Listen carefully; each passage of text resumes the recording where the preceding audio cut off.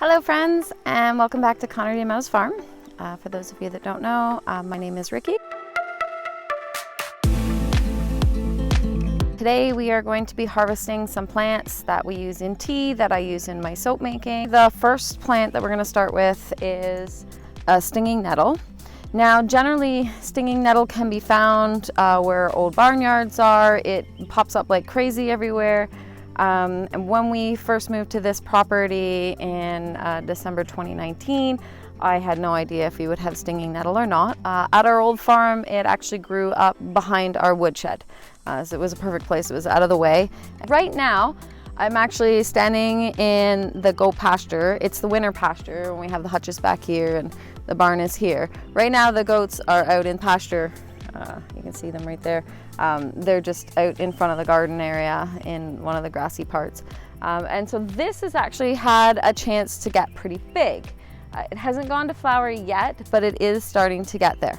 Now, when you harvest stinging nettle, there's a few things that you need to know. It stings, obviously. So we need to suit up, put some gloves on. I'm not wearing long sleeves. I'm just gonna be very, very careful when I'm cutting this today. All right, so let's go ahead and get our gloves on, because you definitely don't want to touch this with bare hands. Although they do say for stinging nettle, if you have circulation problems, applying it to the areas of your skin that have circulation will help increase the circulation. Doesn't feel very good, and I don't have that issue, so I'm not going to do it. So when you're harvesting stinging nettle, gloves, and obviously try to avoid contact with your arms. What I like to do is come down on the plant until you see an area that makes a good cut. Now, since you couldn't see that up close, if you're looking at your plant like this, what you're going to look for is an area. If you see all of these leaves, there's new shoots coming out. So I made the cut, if I was looking at the plant, if I made the cut right here, that would mean that this leaf area here and this branch here would grow whole new branches. So the bush would get bigger and bushier. So you're actually kind of doing it a favor in your trimming of it. So that's why I cut it right here. And right underneath was another section that looked identical to this with two new branches coming off. Now, then I'm gonna go into the house. You can dry this two different ways. One of the ways that you can dry this is to go ahead and take all of these off and put them in a dehydrator. For me, what I find the easiest way to do is to cut a number of these and then put them in a little bunch and tie them together and just hang them to dry. Once they're dry, the sting is gone, so it's easier to handle them at that point. So I'm just gonna go ahead and I'm gonna cut a bunch more.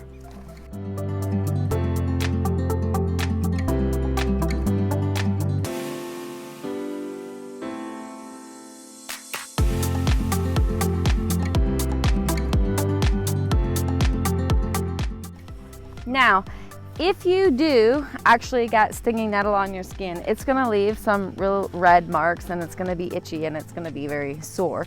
What you can do is, if you have jewelweed, you can actually rub that plant, the gel on the inside. A jewelweed plant is hollow on the inside. You just put a slice down the hollow part and there's a gel inside, much like an aloe plant with a gel inside. And you could just apply that gel onto the area that you got the stinging nettle on and it'll take the sting out. I'm just gonna show you what the one little bush looks like that I trimmed off. So this little bush here, I trimmed all the extra stuff off. So you can see this is where I trimmed, but look at all this extra stuff here that's gonna grow. And the same thing is gonna happen to this stem. So everywhere that I've cut, it's all gonna grow back. And I'm just gonna finish up cutting in here. You can see how I've cut this one, and I'm gonna go ahead and cut the rest in here. So I totally made a bonehead mistake in harvesting the nettle, which I should know better. I tried to step over one of them and I tripped a little bit and I ended up sticking my leg in the stinging nettle, which now really hurts. So thankfully, over here by the barn, I brought jewelweed with us from our old farm and they planted it here and it's thriving. My jewelweed patch. also referred to as touch-me-not. It does flower some really pretty little flowers. Here, you can see them. And then it gets little seed pods. Here we go, there's a little seed pod.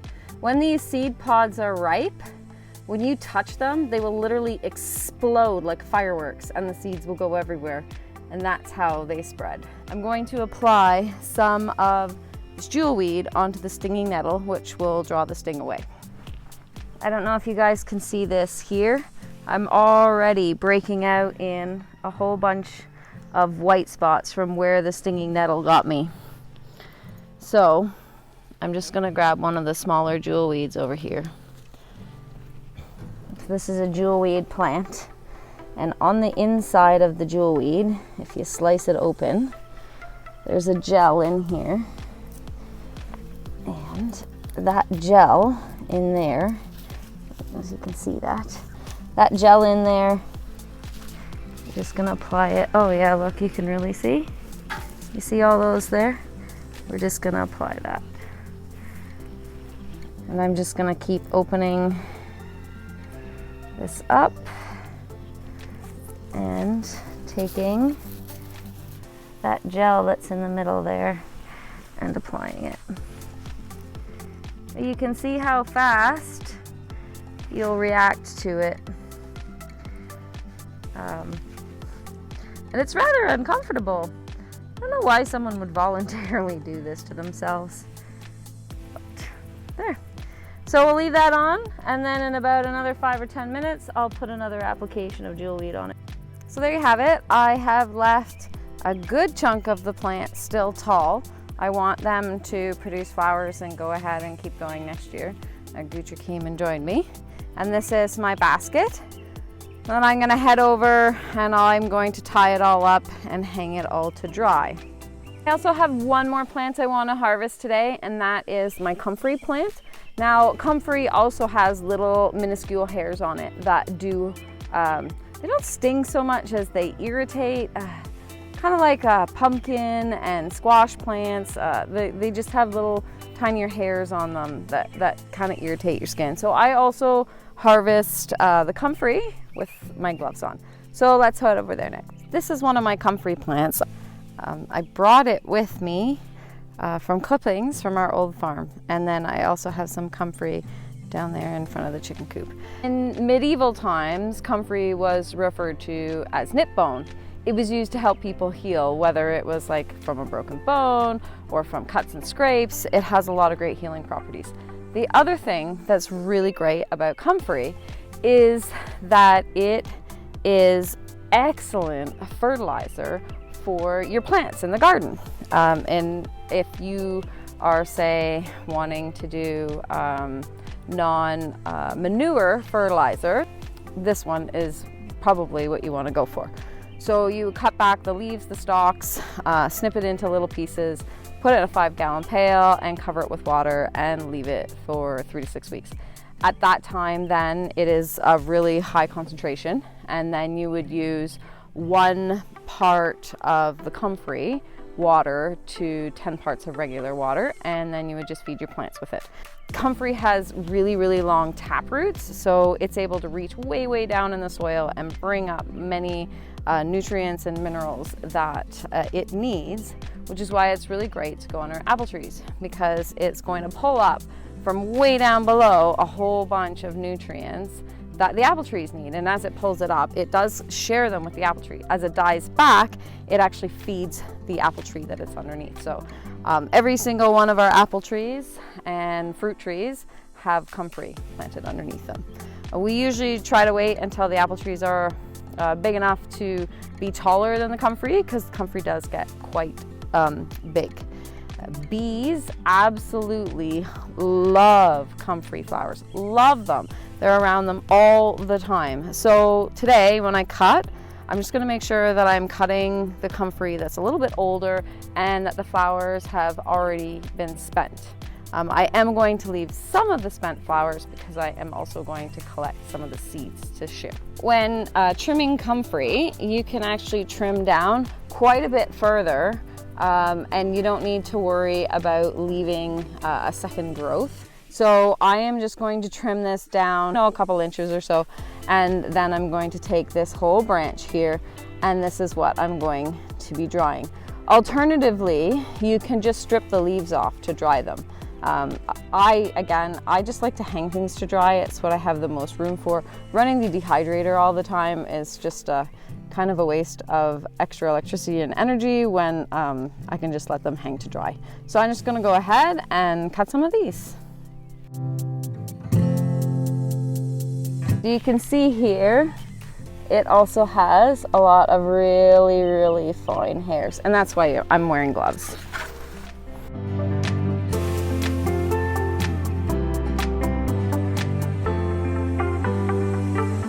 You'll notice here, I am actually leaving any of the ones with new flowers. I'm just taking the old stuff from this group, and it'll help thin this out, and this apple tree won't have to compete so much with the Comfrey for some sunlight.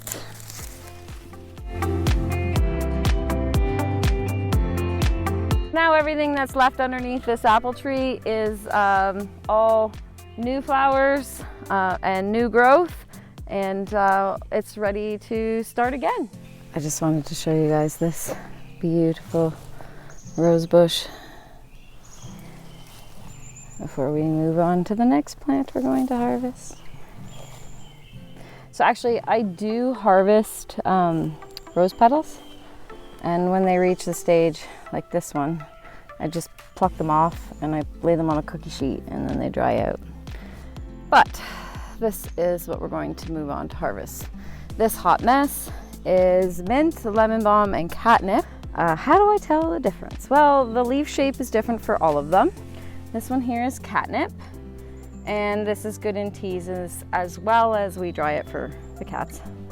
And then in here is mint and lemon balm. So mint, they have more of a pointy leaf, and lemon balm, the leaves are a little bit more rounded. So here, this is lemon balm and this is mint. So when I come through, I cannot just clear cut in here because they're all kind of interdone. So that's a lemon balm and this is a mint. We cut our mint plants much the same way as we cut the stinging nettle. You find a little area down close to the bottom that has little shoots coming out of it, and you just snip above that. So this one here, this is a mint plant in here.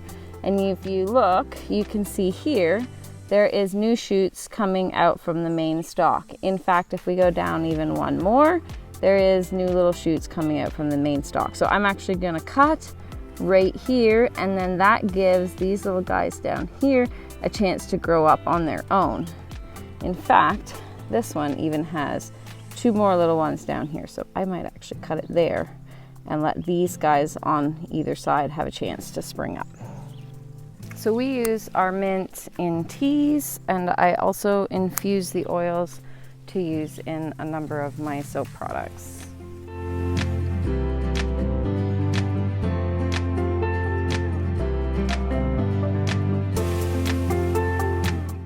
Now mint and lemon balm and catnip, all three are really, really invasive. They will spread like crazy. We have them in a little raised bed here in our front lawn, and where they are, I don't care if they spread. If you do, make sure you put them in a pot, and then you put like an area around them and don't let them ever go to seed. They spread like crazy. That is why these three plants are away from everywhere else in my garden. And they can go crazy all they want here. They can spill out in the lawn all they want here, and I don't care. Mint is one of those plants that once you have it established, it would probably take an atomic bomb to get rid of it. It's probably never gonna leave the area you put it in. So if you are planting it, be very careful where you put it, because it will be there forever and for generations, not just your generation. So we have harvested comfrey, stinging nettle, and mint today. And I'm gonna go ahead and show you how I bundle them to hang them to dry. Let's go ahead and start with that stinging nettle. I'm wearing gloves again.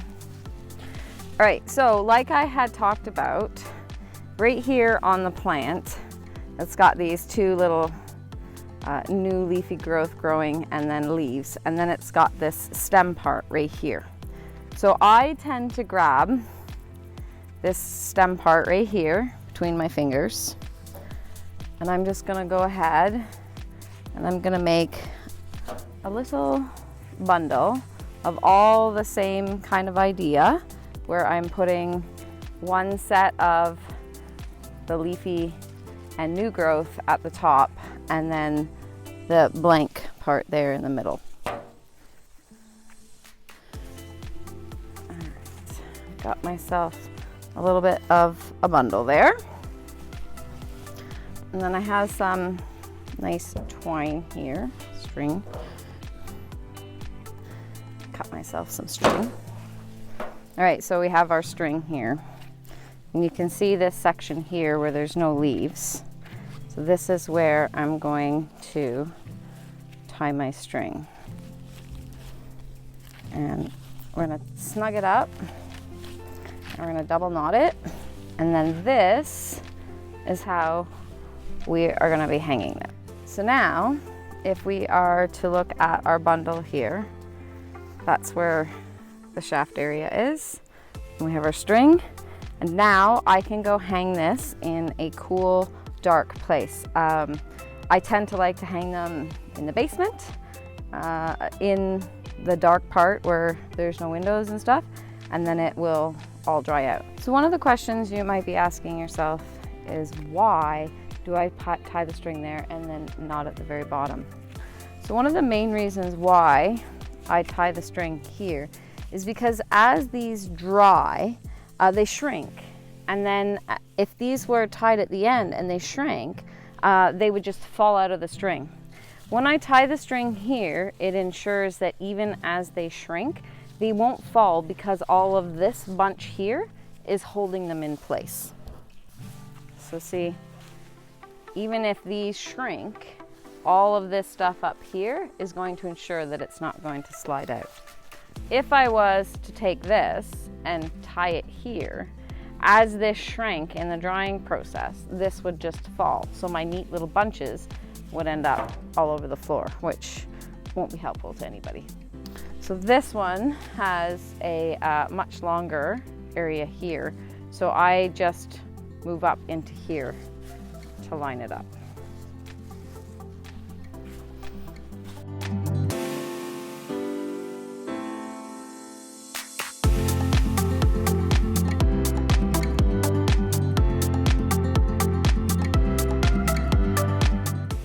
I just wanted to show you. So that is where I got the stinging nettle on me. After 2 applications of putting jewelweed on me, the spots are completely gone. There's nothing left. It's amazing stuff. I've decided I'm going to do the comfrey 2 different ways. I am going to hang some of it to dry, but I am also going to put some on this solar dry shelf that I made a number of years ago.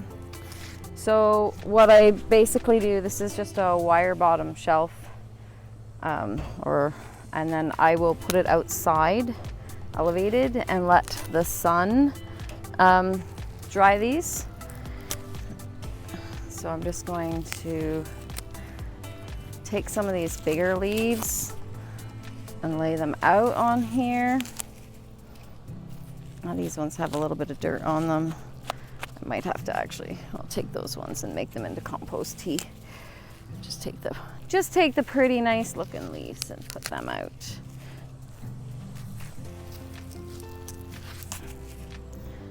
So I'm just ripping them off, taking the nice leaves and ripping them off. Then what I'm doing with the rest is I have a bucket here, and I'm just taking these ones and ripping them up and putting them in. And these ones are going to be that compost tea that we talked about. And this way I can use the full stalk as well. I don't have to worry about wasting any of the plant that I have just pulled up. I'll get to use all the pieces of it.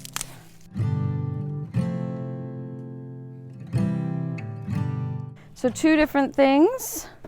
And then for some of the rest of the comfrey, I will do the same thing that I did with the stinging nettle. I'm going to go second from the end. So in this case, we've got some leaves there down on the bottom. And I'm gonna put my string here and tie them so that they can hang like that and dry. I hope this video was helpful for you. Thanks for hanging out with me today on the farm as we harvested stinging nettle, comfrey, and mint, and how I showed you how to look after yourself if you do get a stinging nettle sting. Don't forget to give us a like and subscribe to our channel. We'll see you next time.